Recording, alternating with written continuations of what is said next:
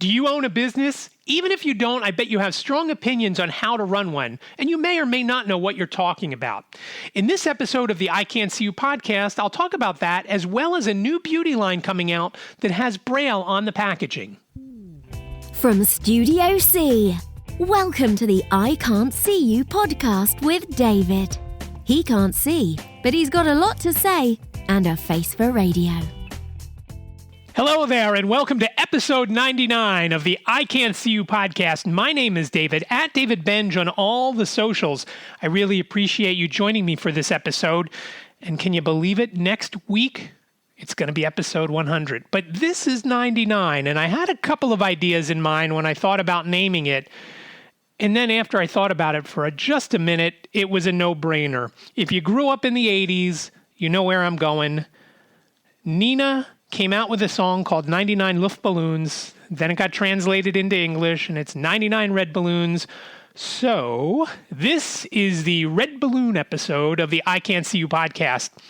And I've got a few things to talk about today. Let's start out with fantasy football.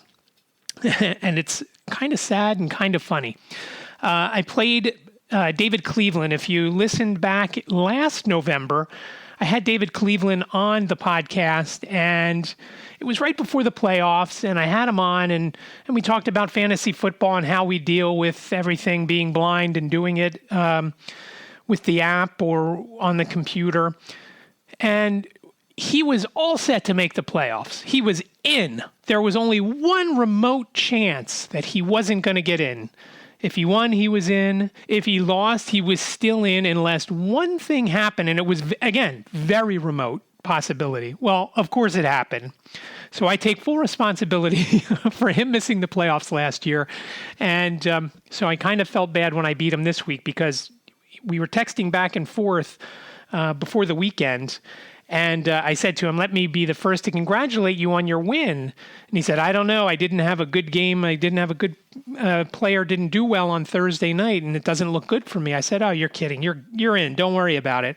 And sure enough, I won by like 13 points or something. So I am still in 11th place. But I have 3 wins instead of 2. So I'm 3 wins, 6 losses in 11th. I have the second fewest points total in the league, and my team has had the third most points scored against it. And again, you have no control over that. It's fantasy football. It just so happens that every time I play somebody, they seem to have their greatest game ever. There was that one game a few weeks ago when I lost to Kasaya by over 100 points. The point total I had that week and the point total I had this week were very similar. Difference was I lost by 107 that week, and I won by 14 or so, 13 this week. Just kind of funny. So another thing on the fantasy football, and I'll link to it in the show notes page, our league commissioner, Brian Fischler, was interviewed by Yahoo, and there's an article up, and I will link to it. Like I said, it's a good read. I've posted it on Twitter if you follow me over there. Of course, twitter.com/DavidBenj or @DavidBenj if you're on the app. And give that a read. It's a really good article, how Brian has pivoted throughout his life once he started to lose his vision and is now almost completely blind.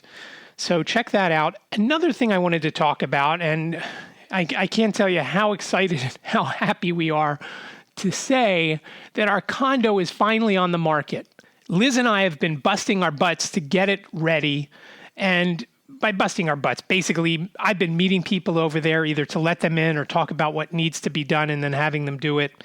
And Liz has actually done some touch-up painting and things like that because, the painters missed a couple of things and the contractor didn't get to it. So she touched up a couple of things. And so finally it is on the market. It is a 3-bedroom, 2-bath, 1,300 square foot condo in Swarthmore. Technically, it's not Swarthmore, and that's the beauty of it. It is actually located in Ridley Township, but has a Swarthmore mailing address. And the benefit of being in Ridley Township as opposed to being in Swarthmore Borough is that Swarthmore Borough school taxes are crazy high.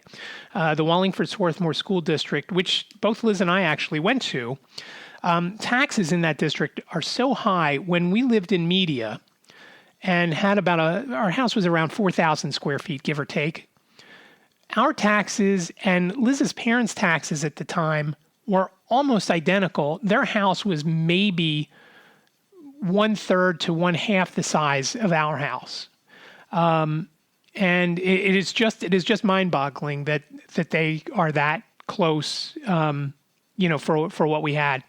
So same thing goes here in Ridley Township. Our taxes are pretty low, school district-wise, as opposed to Swarthmore Borough, because it's a different school district. Now, the Ridley School District is also pretty good, but again, not as good most likely as Wallingford Swarthmore, but it doesn't matter to us. We don't have kids in the school district. Most folks that move into the condo where we lived are not moving in there with kids. Some of them might be, but for the most part, it's for folks who are downsizing like we did. We downsized hoping to live there 7 years or so, give or take, and then move to someplace warm. And so we lived there for a little over 4 years, and then COVID came. Actually, it was a little before 4 years. COVID came, and Jane moved back home and is working remotely from here. Around the corner from the condo in the house, and it's just how it is. I know COVID has changed a lot of lives, and whether you've gotten the virus or not, it's changed a lot of thinking. Whether it's how you shop or how you interact with folks, it's just made obviously a big difference in everybody's life. So we are so happy that the condo is up on the market. We don't have to do much more now other than sell it. And I will link to the listing also in the show notes page. So that's a few links you have to check out at iCan'tSeeYou.com/099. Remember, I Can't See You sounds like a whole sentence, but it is only 7 letters long. iCan'tSeeYou.com/099. And check it out. The pictures make it look great. It was a great place to be. It's just that it wasn't great to have 4 adults living there. And in the spring, 3 folks were working from there. There just wasn't the space to do that. And in fact, it's kind of funny. One of the other folks in the condo building was moving from a 1-bedroom to a 2-bedroom because she has been working remotely and didn't want to give up her living room for her office. She wanted a separate office, so she went from a 1-bedroom to a 2-bedroom. And it's just what people have to do to get by. And it looks like the way things are going, Liz will be back teaching from here, maybe in the next week, maybe right after Thanksgiving. We're not 100% sure, but I know there was talk last night, and I'm recording this actually on the day I release it on Thursday.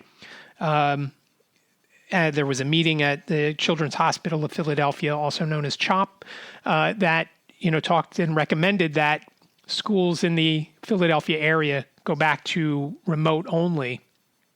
And so we'll have to see what happens there. And I'm not sure where Liz is going to teach from. There's the living room or the kitchen table. And I guess I could give up Studio B during the school day, but then I don't know what I would do all day. So we'll see what happens there. We thought that if it did come down to that, the living room would be okay. And there's room in the living room to put a desk where there's some decent light, and it would be okay for the kids and, to see Liz in that living room area. Obviously, we still, since we've just moved within the last month, there's still some things that have to get put away, and all of our artwork is stacked. And, every time I see a bare wall, I wonder, will that picture fit there? So we'll have to see. I'm hoping to get some of the artwork in Studio B, and we already figured we're going to put the cells that we have, the cartoon cells, down here with Jacob and I, because, it's just stuff we like. And there's wall space. There's real estate. There's one wall in our place because it's a twin. One wall is a cement firewall, so it's hard to hang pictures on that. and we had some trouble at the condo trying to do that. So I'm not looking forward to trying to hang something there. And we found that command hooks are very unreliable for a lot of things. So we're certainly not going to hang our artwork with a command hook there because it will end up broken, as we've had happened. One more thing I want to touch on before I get into the main part of today's episode, and that is Jane told me this morning, and remember, Jane is in beauty PR. They were on a call, and I'm not sure it was a client call or just an office call with everybody else on the team. And Pharrell Williams is launching a new line of beauty products called Human Race, all one word. And if I can find it, I will link to it in the show notes. I don't know that because it hasn't launched, I don't know that anything is up yet. But I thought this was very cool. It's going to have Braille on the packaging, and it's also going to have the regular letters, not the Braille letters, but the regular where it says what it is. It's going to be raised. So, because I don't read Braille, again, with the way my feeling is, meaning with touch, I don't know that would help. I also don't know that there's any beauty product in the world that would help me. So keep an eye out for that. And again, like I said, I'll try to link to it. I also thought it would be cool to try and get him on. I have enough trouble getting other folks on, so I can't imagine I would get him. But I am going to reach out, and maybe in the coming weeks I will have somebody like either him or somebody from that company on, and we can talk about why they decided to use Braille. And there's got to be some reason. Most likely if you don't have somebody blind in your family or a friend, you don't really think about that. So it'll be interesting. I'm interested to find out about that. It'll be interesting to see. And my main topic today, and I am going to try to keep this episode shorter because I've heard from a few folks that prefer it when I do a little bit shorter, and I do tend to ramble, so I get that. And I'm going to try to keep most episodes to around a half an hour, a little bit longer, unless I have a guest. Obviously, when I have a guest, depending on the guest, it could go a lot longer or just a little longer. I know when I've had Max on, we could go on forever talking about just about anything. But what I really wanted to talk about today is business. And I know I've talked about it in other episodes. And a couple of things over the weekend and last week, kind of caught my attention. I get how super hard it is for a business to stay afloat these days. And that's why it kind of took me by surprise by what I saw on TV and what I heard when I was over at the condo. And it was people talking about businesses that were charging too much for things. And, they were criticizing them, and they were criticizing how they're run. And, again, I can't answer for large businesses like Amazon or Target or, everybody has an opinion and everybody has a right to an opinion. But just because you have once worked retail doesn't mean you know how to run a business. You might know how to ring people up. You may know how to stock a shelf. Just every time I think about stocking a shelf, I have to tell a quick story. We had a guy that worked for us at the video store way back in the day, and I won't mention his name. But I always think about him when I'm in a store and somebody's stocking a shelf, and I'll say to Liz, are they facing everything? And, facing is where you have the labels, pointing straight out. So, so people could read it. It obviously just makes sense. I don't know if it just makes sense to me because, I was, in supermarkets since I was a little kid, stocking shelves. And that's, to me, it's why would you do it any other way? Well, I was putting some 2-liter sodas on one of the racks. I don't remember if it was Pepsi or Coke. And this guy came in, the guy who worked for me, he was coming in for his shift, and he saw me there, and I'm, spinning some of the bottles because, when people go through and grab some soda, sometimes they turn the bottle or they were reading a label. Listen, you know what's in soda? Sugar. Don't drink it. So he saw me doing that after I put the couple of bottles that I was carrying. He said, I thought it was really funny when one of the managers was showing me how to stock shelves, for the soda, both here and in the cold box, they always said, make sure the label faces forward. I just thought that was so odd. And I said, why do you think that's odd? How would you know what it is if the label wasn't facing forward? And he said, well, you can just look and you can see that that's Coke or Pepsi or whatever it was. I said, yeah, but look at Cherry Coke and look at Diet Coke. They're very similar. At the time, they both had like a white label. I know when I lived at home and I wanted, I guess we drank Diet Coke, and my mom would always make a mistake and pick up Cherry Coke, which of course I also loved, but it wasn't Diet. Again, I was a kid and, I wasn't doing the shopping, and I guess my mom was happy that she actually got to pick it out herself at the store as opposed to having my dad bring it home from one of his stores. And I just thought, I said, why is that odd to you? You have to be able to see what it is and read what it is. And this way it looks very uniform. It looks nice and neat. And he said, oh, I just thought it was funny. It just seemed dumb to me. I said, okay.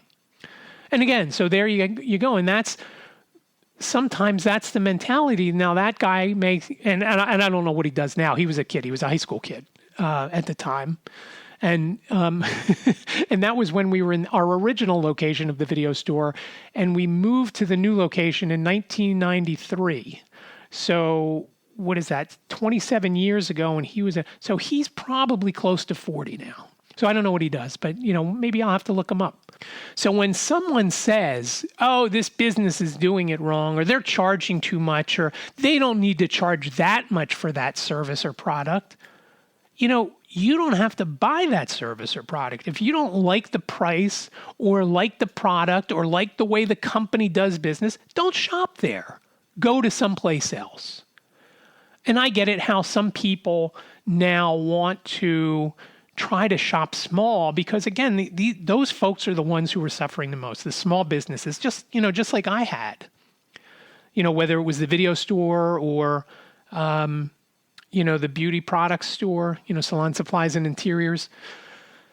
We were a small business and again, with especially the beauty products, we were obviously non-essential. So we would have been shut down for 6 months of the year. We wouldn't have made it there. We couldn't really make it when when we moved to that mold infested location and business dropped off because, it was off the beaten path and internet sales hadn't really kicked in at that point. But I don't know how these businesses make it, but when you have someone who thinks they know something and then criticize it, and I've seen it over at the, over in the condo with other things, the poor office manager got criticized this week for something that she had no control over and whatnot. So, when you say that, oh, they don't have to charge a certain amount for a product,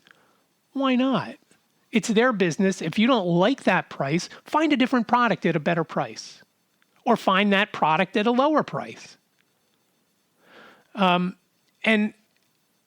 this time where small businesses are suffering, everybody wants to quickly criticize some of the big folks. And one thing I will never understand, Amazon kind of has been getting a pass on Prime. I know some people have talked about it off and on, but one of the main goals of Prime was to get you your product within a couple of days.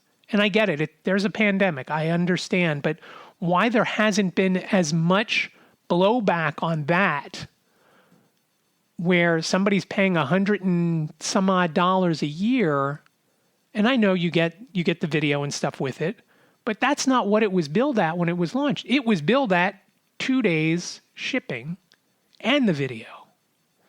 And, and I also get it,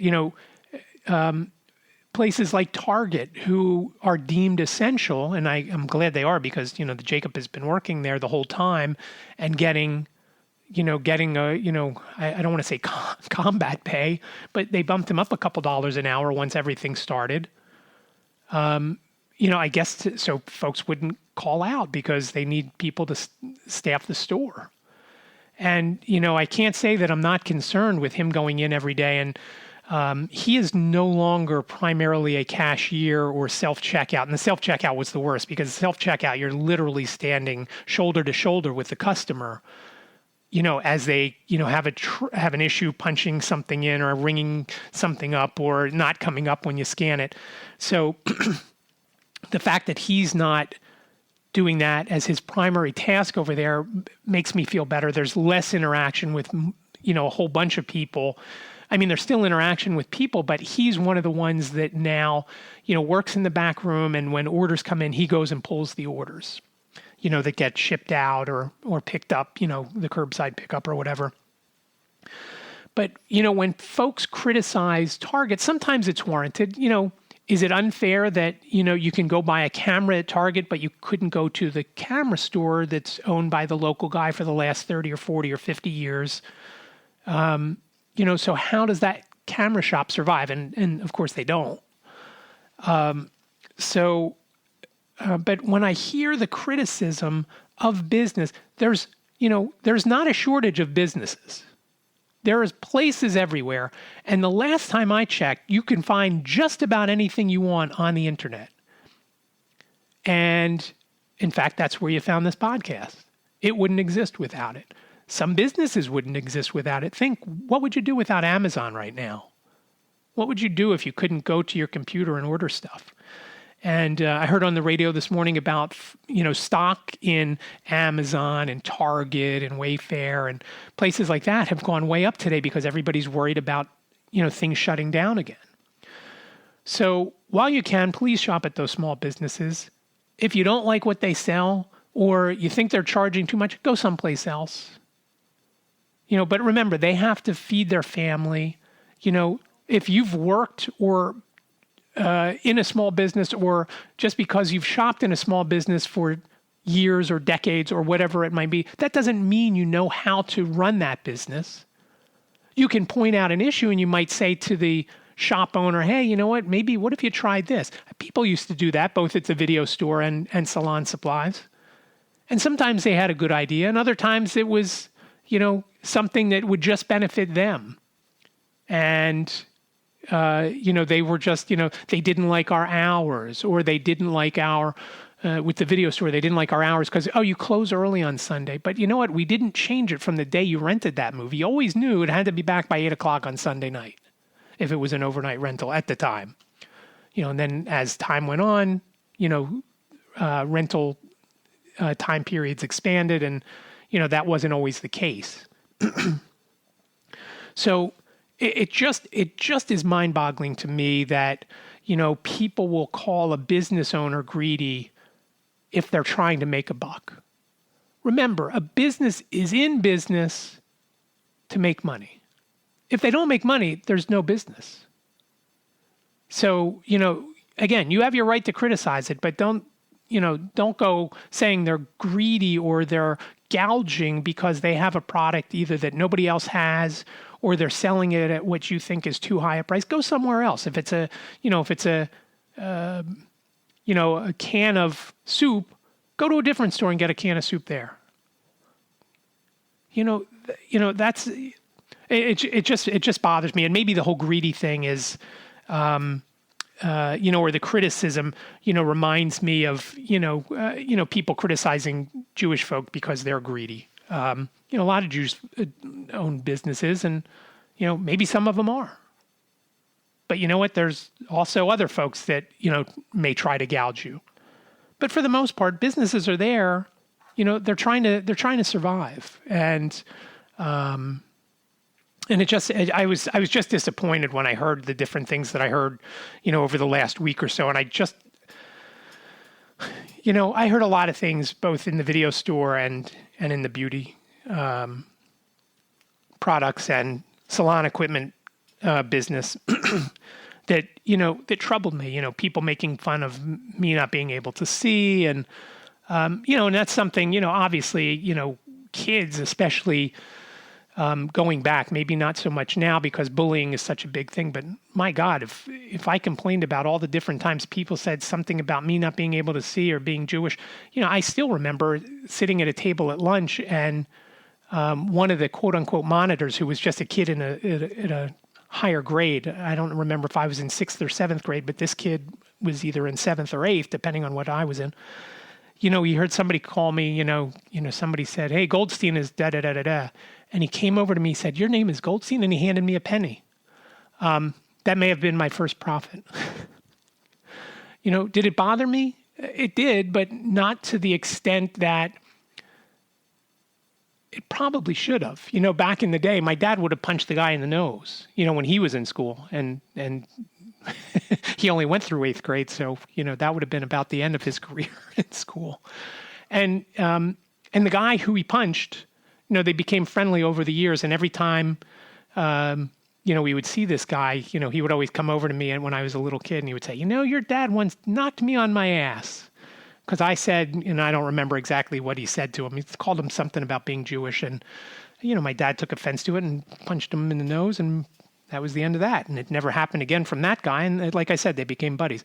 So I don't know if that whole greedy thing, if that's what set me off, or the fact that somebody who's never run a business and doesn't know about running a business, again, I get it. Again, everybody has an opinion, and it just rubbed me the wrong way.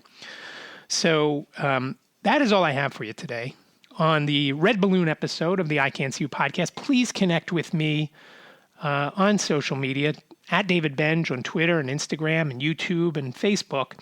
Remember, on YouTube, you can also listen to the podcast if you don't want to listen on your phone or on your computer. Well, I guess if you're on YouTube, you're going to listen on your computer, right?